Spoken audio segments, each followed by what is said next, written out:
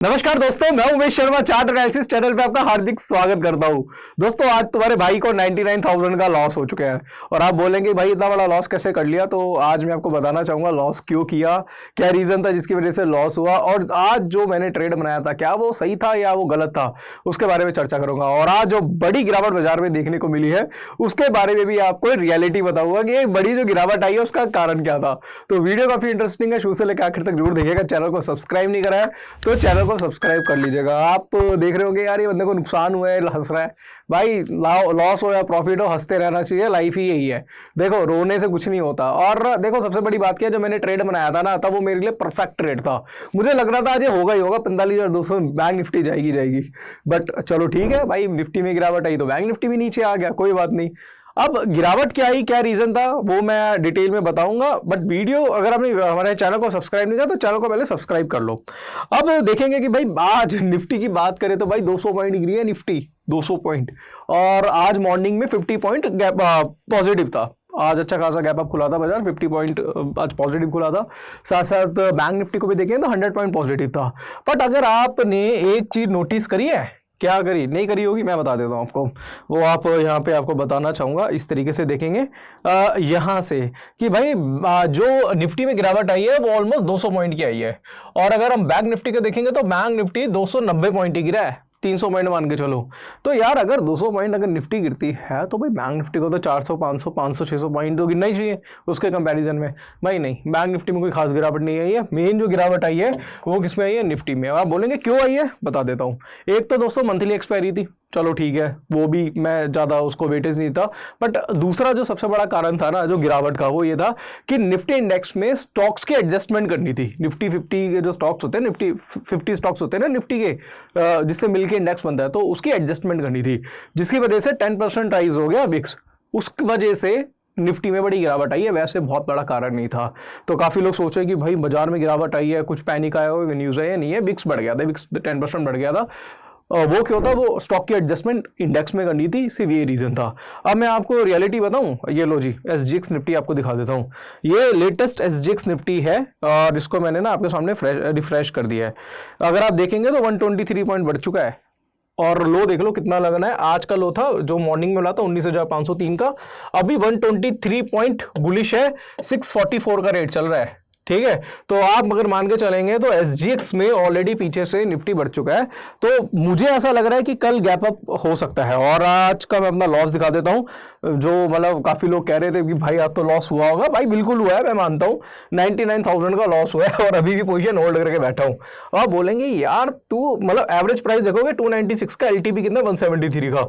अगर प्रीमियम में देखेंगे तो 100 पॉइंट का डिका है। बट भाई ने आज तुम्हारी 630 क्वांटिटी ले ली थी, आज चौके छक्के मारने के मूड में था। कल 50,000 का प्रॉफिट गया था, सिर्फ 150 क्वांटिटी में काम किया था बैंक निफ्टी में, और 250 क्वांटिटी निफ्टी में थी। खैर कोई बात नहीं। और आज 630 क्वांटिटी में करा था, क्योंकि आज मेरे को ना बाजार बहुत बुलिश लग रहा था। क्यों, क्या क्या रीजन था मैं बताना चाहूंगा। तो सबसे पहले ना बात कर लेते भाई बैंक निफ्टी की। और बैंक निफ्टी का यहां पे मैं आपको चार्ट दिखाना चाहूंगा कि भाई मेरे को क्यों तेजी लगी, क्या कारण था, वो मैं आपको डिटेल में बताऊंगा। और मैं गलत हुआ यार, मैं मानता हूं गलत सही कुछ नहीं होता यार। देखो जब मैंने ट्रेड बनाया था तब मेरा ट्रेड सबसे परफेक्ट था, मुझे लग रहा था बाजार ऊपर जाएगा, बट भाई नीचे आ गया तो कुछ कर ही नहीं सकते। अब आप यहाँ पे देखेंगे तो यहाँ से मैं आपको बताना चाहूँगा, इस साइड से हम इसको वॉच करेंगे। तो ये अगर आप देखेंगे ये हमारा बैंक निफ्टी का चार्ट है। तो बैंक निफ्टी में मार्केट में इस तरीके से फॉलिंग वेज पैटर्न बना था। कल यहाँ पे हमने बॉटम पे बैंक निफ्टी को बाय किया था, आपको पता कल बाय किया था, और यहाँ पे अपनी पोजीशन को स्क्वायर ऑफ करा था। तो कल हमें निफ्टी बैंक निफ्टी बाय करके कुछ 55,000 का प्रॉफिट हुआ था। आज मैंने सोचा था कि यार अगर आज ये जो रेजिस्टेंस लेवल था, ये आप देखें ये रेजिस्टेंस था, ये आप ट्रेंड ये जो हमने जो फॉलिंग वेज है उसका रेजिस्टेंस था, जो कि बनता था 44,650 का। ठीक है, आज गैप अप खुला मार्केट 700 के आसपास खुला। तो मैंने वहां पे 150 क्वांटिटी 300 क्वांटिटी में ख्याल से 150-200 क्वांटिटी शायद 150 क्वांटिटी मैंने बैंक निफ्टी की यहाँ पे बाय करी थी।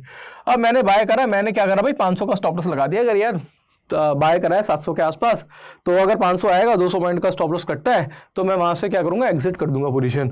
मार्केट नीचे आई, आपको पता है थोड़ा सा नीचे गिरी थी, फिर उसके बाद मार्केट ने हाई बनाया, बैंक निफ्टी ने हाई बनाया कुछ 44,756 का, यानी कि ये वाला जो हाई था ब्रेक कर दिया भाई। वहां से श्योरिटी आ गई कि बाजार में तेजी है।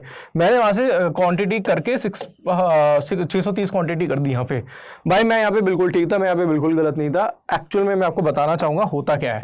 जब भी आप टेक्निकल एनालिसिस करें, चाहे सपोर्ट रेजिस्टेंस पे काम करें, ये भी सपोर्ट रेजिस्टेंस का ही पार्ट है।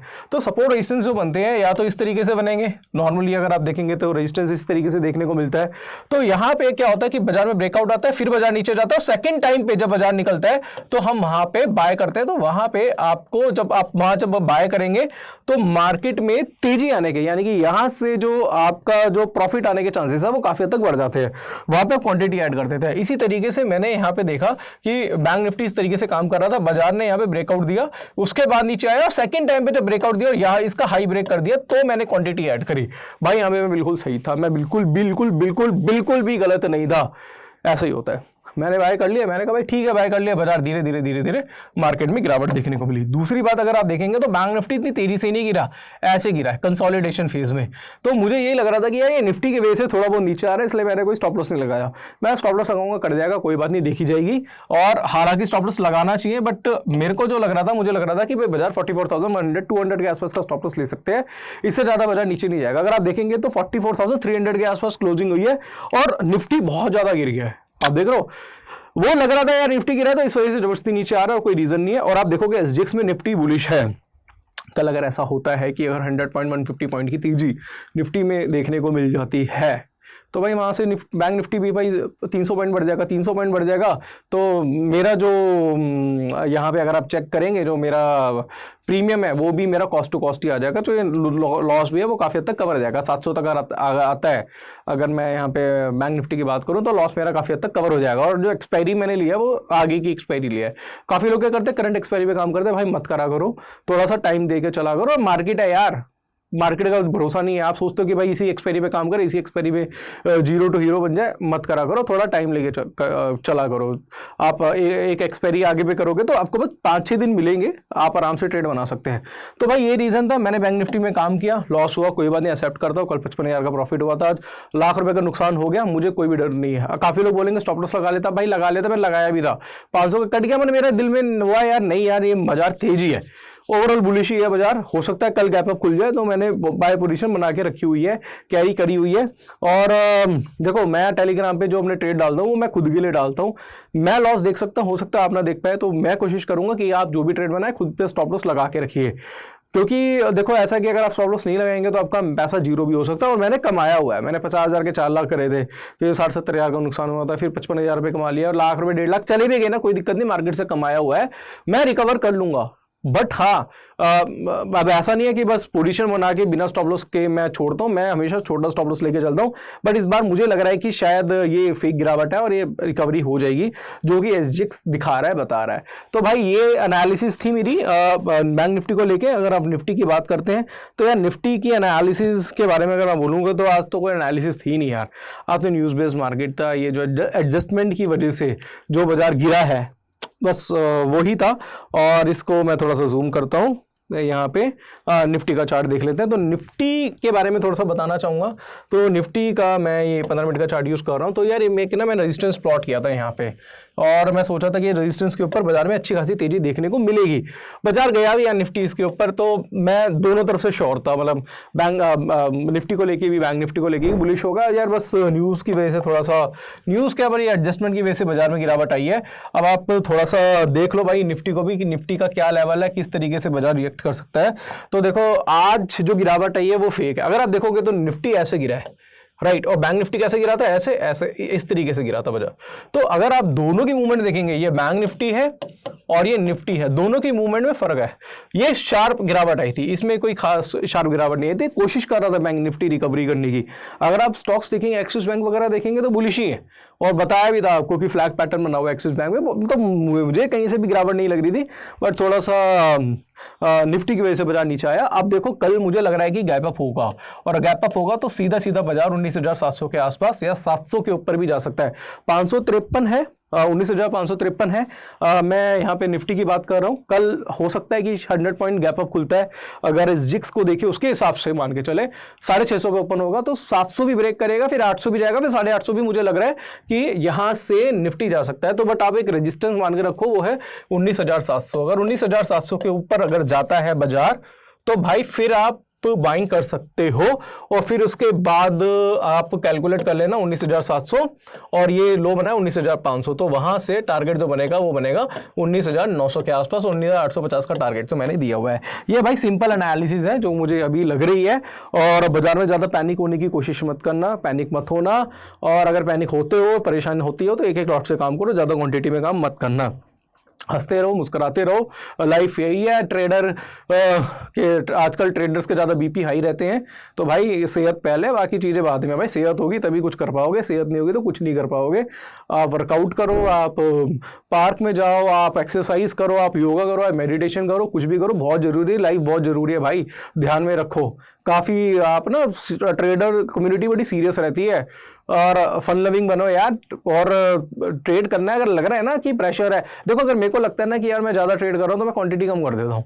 मैं अपनी लाइफ यार देखो, ट्रेडिंग है ठीक है, मगर यार भाई और भी चीज़ें हमसे जुड़ी हुई, वो भी तो देखनी है। घर के काम होते हैं, बाहर के काम होते हैं, फंक्शंस होते हैं, उनमें भी तो जाना होता है। बहुत सारी चीज़ें ट्रेड में नुकसान करती है, क्वांटिटी मार मार के, और किसी फंक्शन में गए मुँह उतरा हुआ तुम्हारा, यार क्या फ़ायदा उस ज़िंदगी का। यार ज़िंदगी आयो, जीने आयो, मज़े करो। मेरा तो भाई यही मानना है, इसलिए मैं थोड़ा ट्रेडिंग से हट के बात कर रहा हूँ। इसलिए मैं सारी चीज़ें करता हूँ भाई। मैं लॉन्ग टेनिस भी खेल रहा हूँ, मैं स्पोर्ट्स में भी, जिम में भी, और क्रिकेट भी स्टार्ट करा है संडे। अब सैटरडे को गोल्फ भी स्टार्ट करें। भाई मजे करो, ठीक है। अब वो मजे के लिए जरूरी नहीं आपके पास पैसा होना चाहिए, कि भाई पहले के टाइम में लोग पैसा नहीं था, एंजॉय करते थे ना, स्पोर्ट्स खेलते थे ना, बहुत सारी एक्टिविटी करते थे ना, तो ऐसा नहीं है। बल मेरे हिसाब से शायद आपको लग रहा होगा कि मैं आज इस तरीके की बातें कर रहा हूँ, बट फिर भी मैं काफ़ी लोगों से मिला हाल फिलहाल में, तो मुझे लगा शायद मुझे इस तरीके से कुछ बोलना चाहिए। बाकी लॉस प्रॉफिट गेम का पार्ट है, और बस यही है। बाकी आपको ये बोलना चाहूँगा कि भाई डिस्क्रिप्शन में हमारे पब्लिक टेलीग्राम चैनल का लिंक है। जो भी मेरी ट्रेडिंग होती है, जो भी मेरी एनालिसिस होती है, पोस्ट कर देता हूँ, डिस्क्रिप्शन में लिंक है। बाकी हमारा टेक्निकल एनालिसिस का कोर्स है, अगर आप वो ज्वाइन करना चाहें तो स्क्रीन पे एक नंबर दिख रहा होगा, उस पर आप कॉन्टैक्ट कर सकते हैं। तो आज मैं निफ्टी बैंक निफ्टी के बारे में बताया। बाकी हाँ, एक चीज़ और है, मैं आपको एक्सिस बैंक के बारे में बताना चाहता था। एक्सिस बैंक देखो बुलिश है। कल एक्सिस बैंक के बारे में मैंने बताया था कि भाई तेजी रहेगी। क्यों? क्योंकि फ्लैग पैटर्न बना था। अगर आपको नहीं पता तो आप हमारी कल की वीडियो भी चेक कर सकते हैं। मैं यहाँ पे 1 डे का चार्ट लगा देता हूँ आपके सामने, इसको आप देख लीजिएगा, राइट। तो एक्सिस बैंक के बारे में ही आपको बताना था कि भाई यहाँ पे इसमें तेजी लग रही है, और फ्लैग पैटर्न बना था, उसके बारे में मैंने आपको डिटेल में बताया था। माफ़ कीजिएगा, मैं आपको 1 आवरली का चार्ट दिखाता हूँ। मैंने गलती से आपको डेली चार्ट दिखा दिया। ये यहाँ से दिखेगा, मैंने बताया था आपको फ्लैग पैटर्न बना हुआ है, और ब्रेकआउट बताया था कहाँ पे, 1016 पे, और देखो बाजार में तेजी आई, और वहाँ से कितना गया था, 1035 के आसपास भी गया था। तो आज एक्सिस बैंक बुलिश है, ठीक है, और मुझे लग रहा है एक्सिस बैंक बुलिश रहेगा, और मुझे लग रहा है 1050 के आसपास का लेवल भी जा सकता है। बाकी एक कल विप्रो भी बताया था, तो आज एक बंदे का मैसेज आया था कि विप्रो मेरे 200 शेयर ले रखे हैं। कितने पे लिए थे उन्होंने, मैं आपको एग्जैक्टली बता देता हूँ कि भाई मैंने विप्रो लिए हुए हैं, और 3-4 रुपये नीचे आ गया है। 3-4 रुपये नहीं, अब तो काफ़ी ज़्यादा नीचे आ गया है। विप्रो भी मेरे को थोड़ा बुलिश लग रहा था कल के दिन। मैं थोड़ा विप्रो के बारे में बता देता हूँ, किसी की पोजीशन फंसी हुई होगी। तो विप्रो मुझे बुलिश लग रहा था, कल की वीडियो में मैंने बताया था कि भाई विप्रो बुलिश है, और आज विप्रो में गिरावट देखने को मिली है। तो भाई ये यहाँ से मुझे लग रहा है कि अगर इस बार 415 416 के ऊपर जाएगा तो दोबारा से री एंट्री इसमें बनाई जा सकती है। वो पोजीशन है तो एग्जिट कर सकते हैं। निफ्टी गिर गया यार 200 पॉइंट, तो भाई सारे स्टॉक तो गिरने ही गिरने थे, बैंकिंग को छोड़ के बाकी में गिरावट आई है। बाकी मुझे लग रहा है कल रिकवरी हो सकती है, और अगर आपके पास विप्रो है तो 415 के ऊपर मुझे लग रहा है कि तेजी आएगी। हालांकि स्टॉक वगैरह हम बता नहीं सकते क्योंकि ये सारी चीज़ें हैं, बट मैं आपको ये नहीं बोल रहा कि स्टॉक बाय करो सेल करो। ये अच्छा लग रहा है 415 रुपये पर, बस मैं आपको यही कहना चाहूँगा। तो आशा करूँगा आज की वीडियो पसंद आई होगी। वीडियो पसंद आती है तो लाइक करें, शेयर करें, चैनल को सब्सक्राइब करें। आज के लिए बस इतना ही, धन्यवाद।